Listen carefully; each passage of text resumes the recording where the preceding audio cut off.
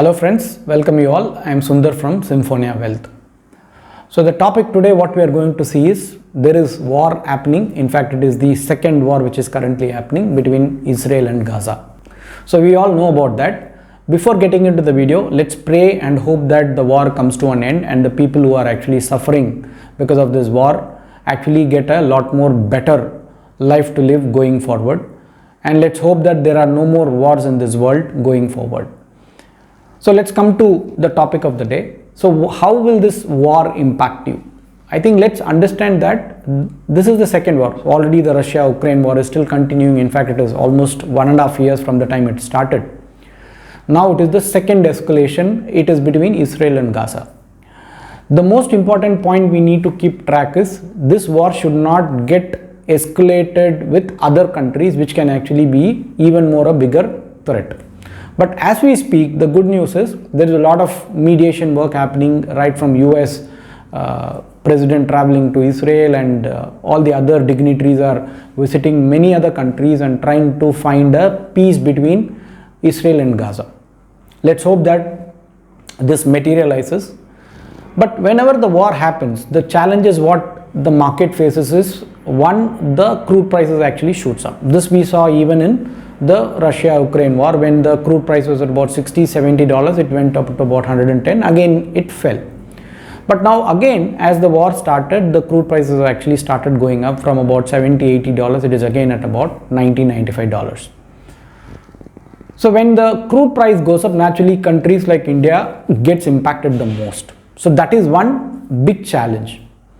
The other big challenge which is currently happening, which is not related to the war, is the rising US interest rate. This is actually in continuation from the COVID time, because during COVID the rates were cut and because of the inflation went up, and now to contain inflation, US has been continuously rising rates. Not only US, in fact across the globe, but US and Europe still are facing high inflation and still they are not able to bring it in control, which means they are continuously rising rates. So currently in US the rates have actually gone past 5%, which is actually very high in US standards. So in India we might not understand the 5% impact because we generally have an inflation meaning interest rate of almost about 6-7%. For you to understand the size of this problem, it is like from 2 years before US the interest rate used to be at about 1-1.5%. From there it has gone up to 5%. So if in Indian context, if I have to explain, if the rates were about 6-7% and it has gone up to 21-22%, that is the kind of impact US is going through. So if you speak to any of your relatives or your friends who are living in US, you will understand their EMI burdens have actually increased tremendously. Not only for the individuals, even for the countries. When the interest rate goes up, their servicing goes up. The cost of servicing goes up. So when the rate goes up, it also leads into some kind of bankruptcy. So that's one of the reasons we saw some few banks actually failing in US, and this is not the end. In fact, from the time the rates have actually gone up even further, which means there might be some more fall which can happen in the US. So that is one major challenge which is in the market today. The other domestic issue what we are currently facing is the deficient rainfalls across India. So we all know that the southwest monsoon is almost about to end, and this is the largest period in which most part of India gets rainfall. And this time the rainfall has been very skewed, where some parts got very excessive rain and some parts did not get rain, which means it will impact some bit of agricultural production. In turn, it can lead to a little bit of inflation. But fortunately, the last year the rainfall was very good, which means most of our reservoirs are reasonably full, so that this year we might not see a major problem. But that's one local challenge which we are having. Having said that, we've been discussing about how Indian domestic economy is very strong, and the numbers again prove it again and again. So if you look at the PMI number, okay, PMI number tells you how the manufacturing activity is happening in the country. If it is more than 50, that shows expansion. For the last 12 months, our numbers are close to 57 to 58, which means it clearly shows that the manufacturing is very strong in India. The next is the tax collection, which we have also seen repeatedly. Both direct and indirect tax collections have actually been going up. That also shows the strength of the economy. And the other most important and the good news for all of us is the inflation seems to be cooling off.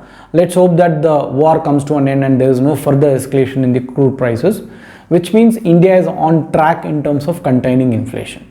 But whereas most of the other countries are still struggling to bring down the inflation, whereas India have been reasonably successful in terms of bringing the inflation down. So which means as an investor, domestically things are very good, which means the economy is doing well, except for few challenges, but the sentiment is bad, which means these are times where when the sentiment changes, the markets actually tend to give you reasonably good returns. So as an investor, just keep continuing your SIPs. I think that's one thing which always eases out your volatility. And the next way is, if you want to plan to make any investments lump sum, maybe you can use the STP route so that you can also try and stagger your investment across the volatility phase which we are currently going through. Also, in the previous videos, we have also spoken that we never invest for the next 1 to 3 months. One investment year is equal to 5 calendar years. So if you just have that focus in mind, I think all these things will not matter. As the time passes, all these things will ease out, and hopefully as an investor you would have actually navigated this phase much better and also made reasonably good amount of money. And another interesting thing which is likely to happen is, as the US rates are on the rise, hopefully at some point it will peak, and that's not very far.